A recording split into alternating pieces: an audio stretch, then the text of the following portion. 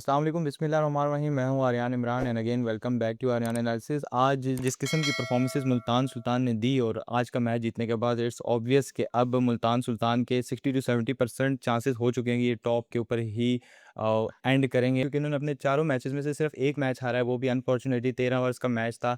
जो कंडीशंस थी वो अप टू द मार्क नहीं थी और वो मैच हारना इनकी सलाहियत को डिफाइन नहीं करता। On the other hand Rawalpindi Pindiz का आज अपना चौथा मैच था और ये इस सीज़न की नई टीम है और अनफॉर्चुनेटली आज भी up to the mark performances नहीं दे पाई। स्टार्ट इनको इतना अच्छा नहीं मिला, लेकिन एट द एंड जैसे डैरेन फॉरेस्टर ने और सैम बिलिंग ने परफॉर्मेंसेस दी तो बड़ी होप आ गई थी। 180 का टारगेट बोर्ड पर लगाने के बाद ये कहा जा सकता था कि शायद रावलपिंडी आज का मैच जीते और मुल्तान सुल्तान को बैक फुट के ऊपर करेगी।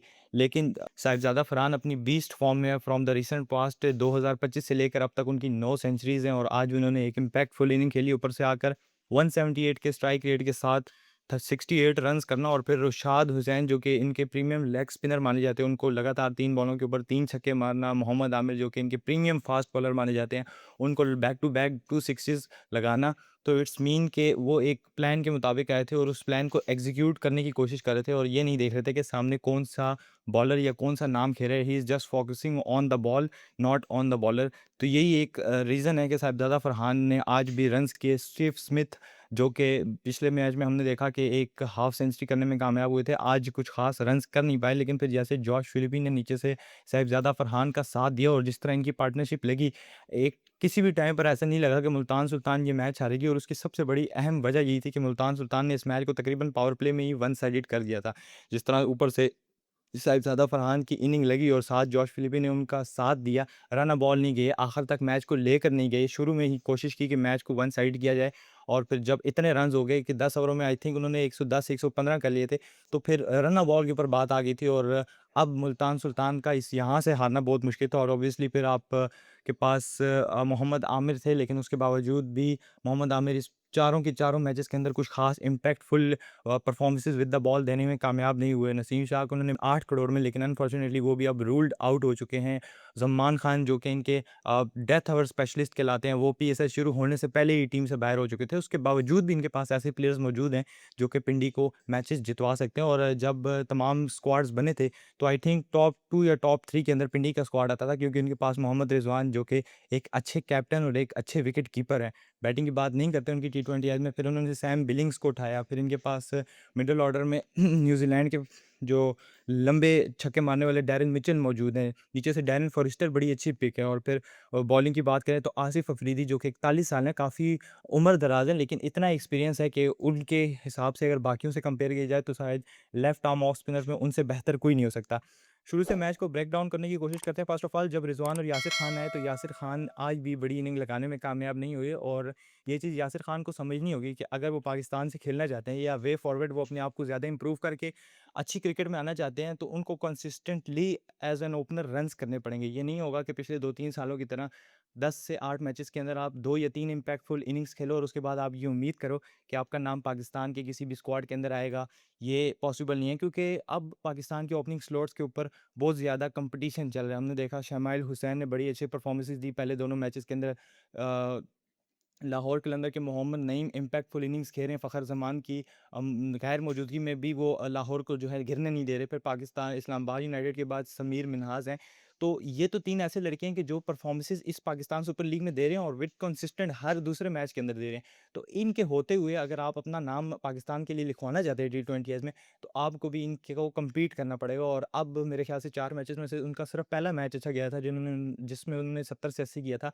अगर अनफॉर्चुनेटली वो अगले तमाम 5 से 6 मैचेस के अंदर भी बड़े रन्स नहीं कर पाते, तो फिर उनके लिए बड़ा मुश्किल हो जाएगा कि वो वे फॉरवर्ड देखें। और फिर 1 साल का गैप होगा और फिर अगले साल आपको दोबारा पीएसएल में मौका मिलेगा और अगर वहाँ पर आप परफॉर्मेंसेस कर पाएँगे, लेकिन it's too late for you, क्योंकि आप बहुत अच्छे प्लेयर हैं, आपकी टेक्नीक बड़ी सॉलिड है, लेकिन आपको अपने जितनी भी स्किल्स हैं उनके साथ जस्टिस करना होगा और वो जस्टिस आप ग्राउंड में ही कर सकते हो। आपके नंबर के ऊपर खिलाया जा रहा है। दूसरी तरफ अब्दुल्ला फजल, उसके साथ कितनी ज़्यादती हो रही है। डोमेस्टिक के अंदर उसकी तकरीबन 140 प्लस की स्ट्राइक रेट है और 30 प्लस की एवरेज है। उसके बावजूद मोहम्मद रिजवान जो का अब फ्यूचर नहीं है पाकिस्तान की T20 क्रिकेट में, वो उनकी जगह खेल रहे हैं एज़ एन ओपनर और अनफॉर्चुनेटली उस लड़के को एज़ एन ओपनर चांस नहीं दिया जा रहा। लेकिन वो फिर भी नीचे से आके चौथे, 5वें, छठे नंबर पे जहाँ पर भी उसको मौका मिल रहा है वो रन्स कर रहा है, और ऐसा ना हो कि अगर आपका अगला मैच भी बुरा गया तो मे बी ये अब्दुल्ला फजल को आपसे रिप्लेस कर दें एज़ एन ओपनर, तो फिर आपके लिए ज़्यादा मुश्किलात हो जाएंगी।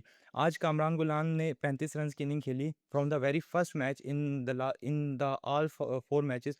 कामरान गुलाम इम्पैक्ट डाल रहे हैं, लेकिन प्रॉब्लम कामरान गुलाम के साथ ये है कि लंबा नहीं लेके जा रहे। एज अ सीनियर प्लेयर इतनी डोमेस्टिक इन्होंने खेली हुई है कामरान गुलाम ने, तैयब ताहिर ने, कि अब इनको मिडिल ऑर्डर में आके गेम को चलाना है, और अगर पाकिस्तानी कोई अपना प्लेयर नहीं चलाएगा, PSL में अपनी टीम्स को नहीं जितवाएंगे, तो ये बड़ी शर्मनाक बात है। ठीक है, कामरान गुलाम को पाकिस्तान की नेशनल टीम में इतने चांसेस नहीं मिलते, लेकिन ऑन द अदर हैंड ये वो मौके होते हैं जिनको आपको ग्रैब करना होता है। और ऑब्वियसली अब कामरान गुलाम के पास एक बड़ी अच्छी सिचुएशन थी, आपके ऊपर से गिरे हुए थे, 3-4 विकेट से गिरी हुई थी, आपको अच्छा स्टार्ट मिल गया था, आपकी आई साइड सेट हो चुकी थी। उसके बाद आपका ये काम था कि मैं नहीं कहता कि 100 या 100 की पारी खेलते, तकरीबन कोई 60-70 रन्स की इनिंग खेलते और आखिर तक जाते, 18वें-19वें ओवर तक जाते।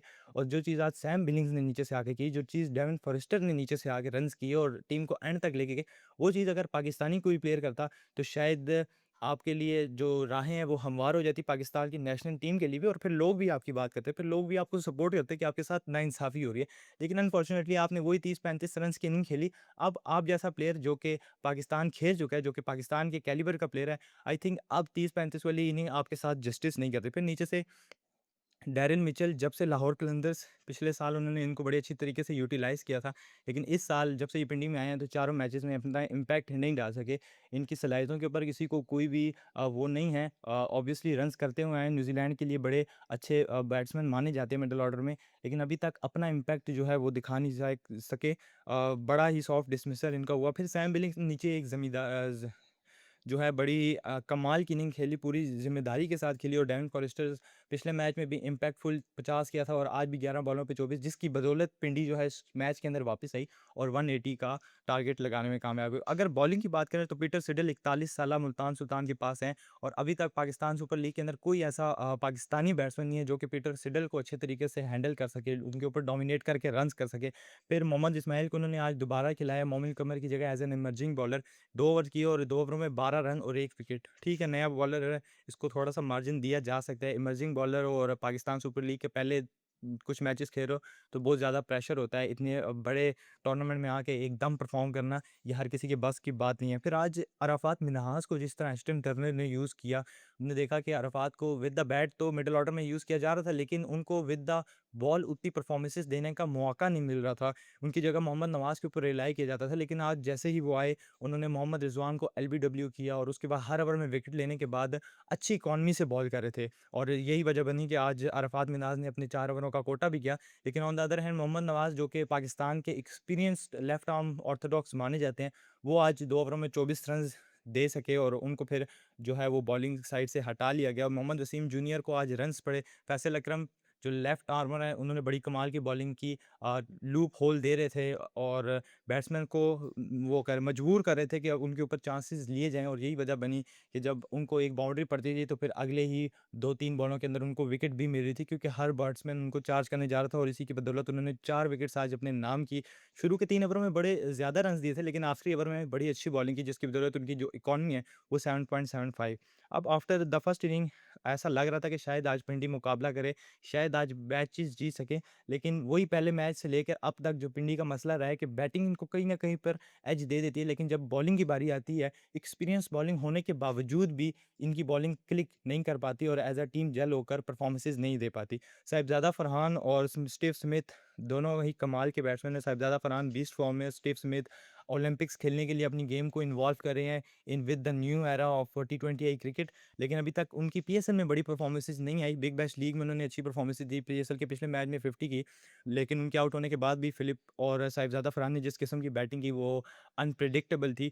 और फिर नीचे से आके शान मसूद का 15 बॉलों के बाद 27 रन्स करना at the strike rate of 180, it's a good sign for Shan Masood. और अगर वो ऐसी ही परफॉर्मेंसेज़ देते हैं तो शायद उनको पाकिस्तान ODI टीम में एज़ एन ओपनर या तीसरे-चौथे नंबर के ऊपर कंसीडर करे, क्योंकि अगला जो हमारा वर्ल्ड कप है 2027 का, और आई थिंक शान का जो मेन एम भी होगा कि मैं 2027 का वर्ल्ड कप खेलूँ। तो अगर कोई प्लेयर अपने आप के अंदर इम्प्रूवमेंट लाता है, तो ऑब्वियसली उसको चांसेस मिलने चाहिए। और फिर एस्टन टर्नर ने नीचे से आके 10 बॉलों पर जो 26 रन की इनिंग खेली, वो बड़े कमाल की थी। बॉलिंग की बात करें तो आज इन्होंने आसिफ अफरीदी को खिलाया था, जो कि बड़े एक्सपीरियंस्ड हैं, और तकरीबन आधी टीम लाहौर कलंदर की इस बार पिंडी के पास है। लेकिन वही बात है कि तमाम एक्सपीरियंस बॉलर होने के बावजूद वो अच्छी बॉलिंग नहीं कर पा रहे। मोहम्मद आमिर को आज फिर 3 ओवर करवाए गए, जिनमें उनको 10 की इकॉनमी से 32 रन पड़े।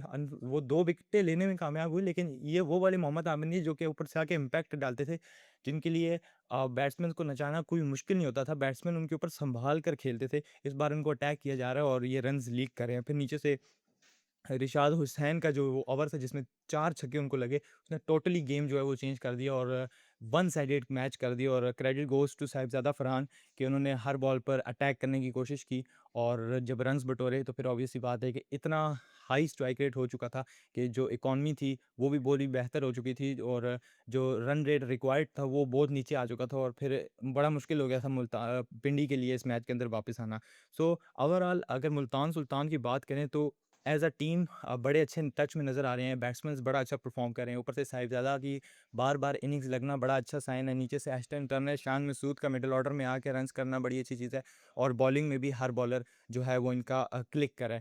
तो अगर ऐसी ही परफॉर्मेंसेस रही तो हो सकता है ये टॉप 2 में तो क्वालीफाई करें, लेकिन शायद ये फाइनल भी खेलें। सेमीफाइनल्स के लिए तो ऑब्वियसली बात है कि अब जिस तरह का स्टार्ट इनको मिल चुका है, इनको सेमीफाइनल्स तक जाना चाहिए। अब मुश्किलात इस वक्त किस-किस टीम, क्वेटा के लिए मुश्किलात है, 4 में से 1 मैचेस जीती है। पिंडी के लिए मुश्किलात है, अपने चारों मैचेस हार चुकी है।